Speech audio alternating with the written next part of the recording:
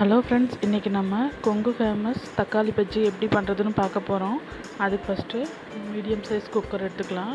தேவையான அளவு ஆயில் சேர்த்துக்கிறோம். 1/4 டீஸ்பூன் கடுகு சேர்த்துக்கலாம். நல்லா பொரியட்டும்.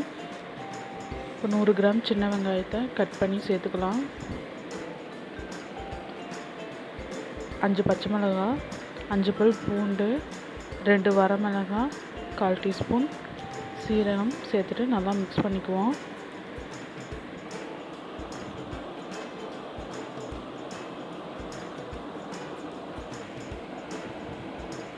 கொஞ்சமாக கறிவேப்பிலை சேர்த்துக்கலாம்.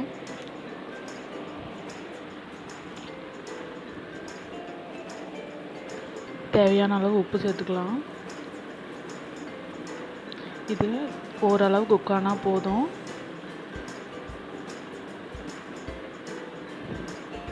பாருங்கள், இந்த அளவுக்கு வந்தால் போதும். இப்போது கட் பண்ணி வச்சுருக்க 1/4 கிலோ தக்காளியை சேர்த்துக்கலாம்.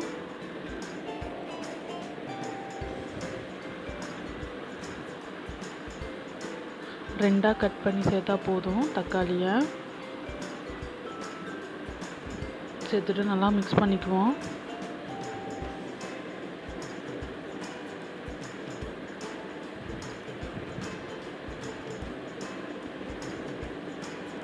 பாருங்கள், இந்த அளவுக்கு நம்ம கலந்து விட்டுக்கணும்.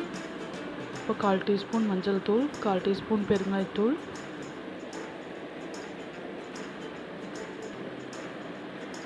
1/2 டீஸ்பூன் சாம்பார் தூள், 1/2 டீஸ்பூன் தனி மிளகாய் தூள் சேர்த்துக்கலாம்.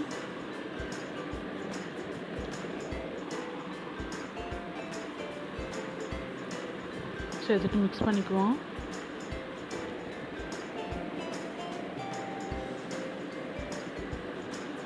இப்போ 1 டம்ளர் தண்ணி சேர்த்துக்கலாம். தண்ணி நிறைய ஊற்றக்கூடாது. தக்காளி மூழ்கிற அளவுக்கு ஊற்றினா போதும்.